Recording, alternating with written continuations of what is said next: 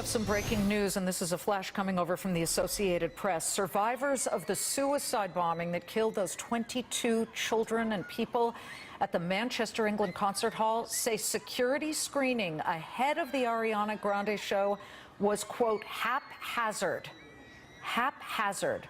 There is a witness who was leaving the venue when she heard the explosion, and she told Czech radio there was almost, quote, no security screening ahead of the concert. Now, let's just be clear about something here. The bomber was not able to get inside. He detonated the bomb outside, but very close and near one of the stands where they were selling merchandise. But what does this mean now, as Western and European countries are stepping up security?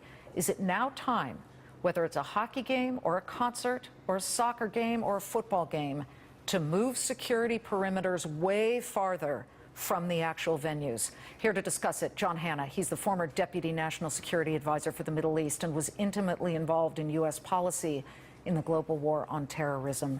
John, thank you for joining us. You're hearing this now, just as we're hearing it, the AP reporting that security was haphazard. Is this all going to change now? Well, one can only hope, Liz. If in fact the security procedures fell down and were inadequate, then you know, that is a tragedy.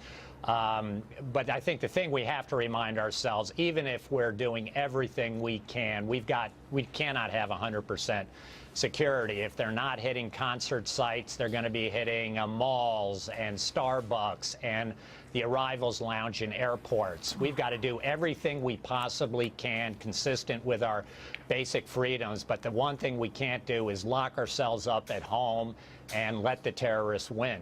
Agreed. But must we now expand the radius? Because I know that in Israel, where I just was in December, you can't get near Ben Gurion Airport like you can at JFK, where you can pull up and drop your passengers off. Your car is stopped more than a mile away, and they check you before you even get close to the airport. Must we start doing that? We've certainly got to start doing something like that. Listen, the best practices in the world are clearly in Israel. Not even Israel can stop everything, but they are one of the safest societies in the world if you look at it in terms of the number of incidents and the number of threats they face. So I think everyone would do well to abide by the kinds of rules that Israel follows. The problem is, particularly in Europe, is that all the lights are flashing red. Their security services are completely overwhelmed. They've got thousands of jihadists that have gone to Syria and Iraq that are now returning, and they were inundated in 2015, 2016 by an uncontrolled wave of refugees, almost 1 million people that they have no clue who most of them are.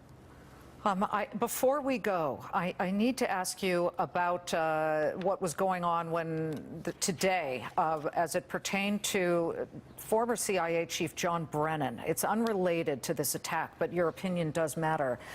The reaction to what he said, and let's first listen to it as he testified on Capitol Hill about Russia meddling in our elections.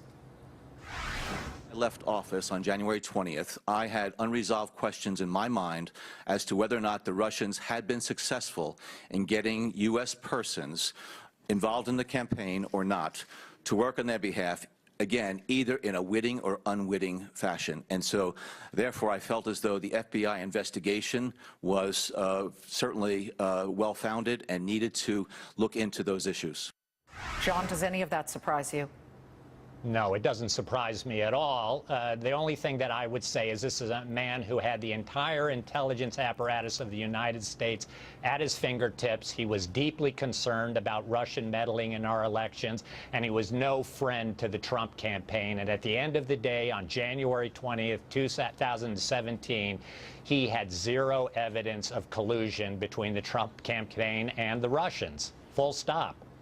John Hanna, I'm glad we brought it up to get your opinion. Thank you very much. Thank you, Liz. John Hanna is, of course, the former Deputy National Security Advisor for the Middle East.